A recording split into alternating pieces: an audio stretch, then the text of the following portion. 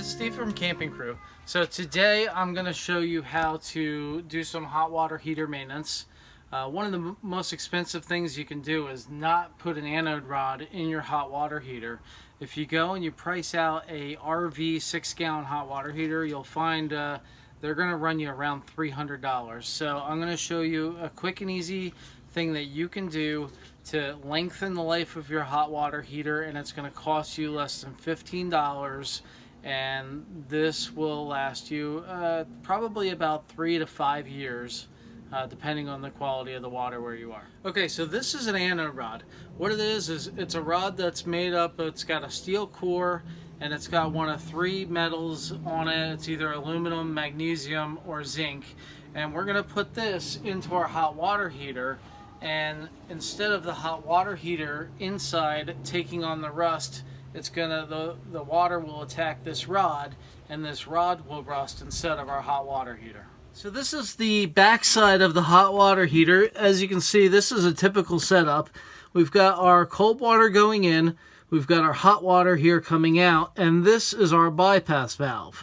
So what we're gonna do is I want to take the pressure off of the hot water heater, so I'm going to shut off the hot water going out and I'm going to shut off the cold water going in, so I am stopping all of the water from going to the hot water heater. If I were winterizing, I would open the bypass, but because I'm not winterizing, I'm going to leave the bypass alone. Okay. So we have it shut off from the back. There's no water coming to or going out of the hot water heater. So our next step is I have an electric version of the hot water heater and gas. So I know the electric is turned off. It's not going to heat. What I want to do is right here, I'm going to release the pressure from the hot water tank, and you'll see some water come out. And once that comes out, okay, the pressure is off of that. One of the tools that I need is either breaker bar or socket wrench and a 1 1/16 inch socket. I'm going to put it over the existing anode rod, and I'm just going to loosen it nice and slow.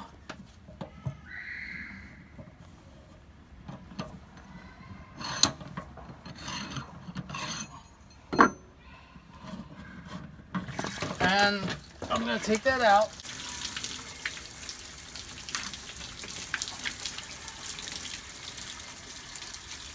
Do this while you're camping, you're going to end up with some really hot water that could be like extremely hot coming out of there, getting on you. So you want to make sure that you've run some of the hot water out, so the water coming out is sort of either lukewarm or cold.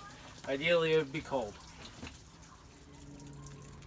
Alright, we're going to take the old anode rod out, and I'm going to show you this in comparison to a brand new one. You can see the brand new one is whole. This has a little bit of metal left on it, but it is certainly time for replacement. The one in my left hand is about 5 years old.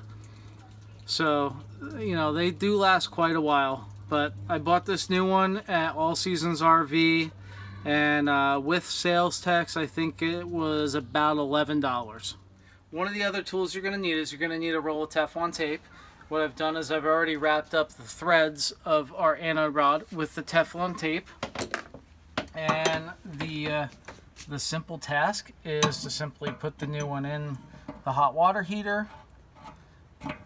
Anytime you're putting in anything threaded, you always want to start it by hand so that you're making sure you're not cross-threading it.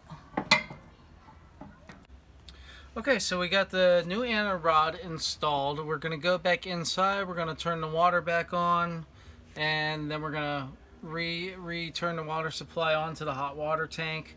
We're going to bleed out the air outside here out of the system, and just check and make sure that we don't have any leaks, and then this job is 100% complete. Thanks for watching. I'm Steve from Camping Crew, and I hope you enjoyed this tip. Have a great day.